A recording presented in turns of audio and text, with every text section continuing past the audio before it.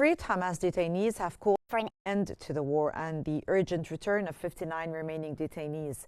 And one of the detainees urged international mediators to exert maximum pressure on Hamas, warning time is running out and Israel must act now.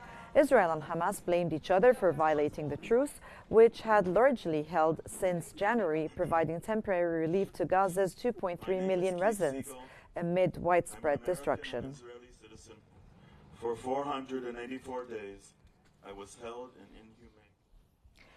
An acting U.S. ambassador to the United Nations has stated that responsibility for the resumption of hostilities in Gaza lies solely with Hamas, and the United States supports Israel in its next steps. Dorothy Shea made the statement to a United Nations Security Council briefing. Shea said U.S. President Donald Trump had made clear that Hamas must release the detainees it is holding immediately or pay a high price. Has steadfastly refused. And the European Union has urged Israel to halt its bombing of Gaza and allow unrestricted humanitarian aid into the territory. The EU's High Representative for Foreign Affairs, Kaja Kallas, along with Commissioners Dubravka Shuaisa and Haja Labib, called on Israel to adhere to international humanitarian law, end military aggression, and restore the flow of aid and electricity to Gaza. They reaffirmed the EU stance that negotiations are the only path forward, stressing that stability is essential for reconstruction efforts.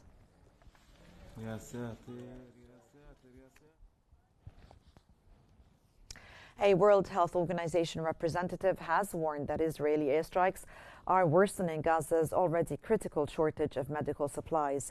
WHO's representative in the occupied Palestinian territory, Richard Pieperkorn, highlighted the dwindling availability of essential treatments for chronic diseases and surgical procedures. He stressed that since March the 2nd, the blockade on humanitarian and commercial supplies has severely impacted Gaza and called for its immediate lifting to ensure the delivery of life-saving aid.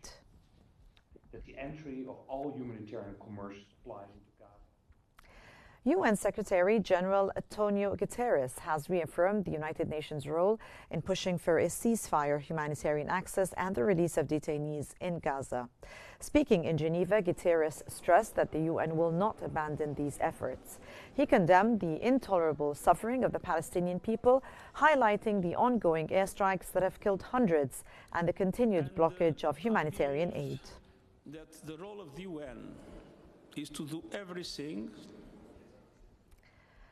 The UN's Emergency Relief Coordinator has called for an end to hostilities in Gaza and the immediate entry of humanitarian and commercial supplies into the territory. UN Under-Secretary General Tom Fletcher warned that since March the 2nd, Israeli authorities have blocked all life-saving supplies, including food, medicine, fuel, and cooking gas for Gaza's 2.1 million residents. He also noted that the UN requests to collect aid stranded at the Karm Abu Salim crossing have been denied. Fletcher emphasized that the recent ceasefire demonstrated what was possible and allowed for the delivery of much-needed aid.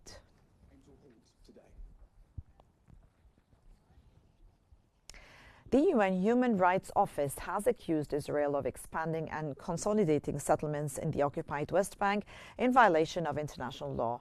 Head of the UN Human Rights Office for the occupied Palestinian territory, Ajit Sangai, warned that settlement expansion is accelerating at an alarming rate. He also highlighted the widespread forced displacement of Palestinians, further worsening the situation on the ground. In the West Bank, settlements are expanding at an alarming rate. Palestinians in Gaza have voiced frustration at the United States' support for Israel following deadly Israeli airstrikes, which brought the ceasefire to the brink.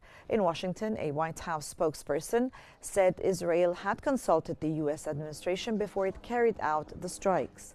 With the backing of the United States, Israel had been pressing for the return of the remaining detainees in exchange for a longer-term truce to halt fighting.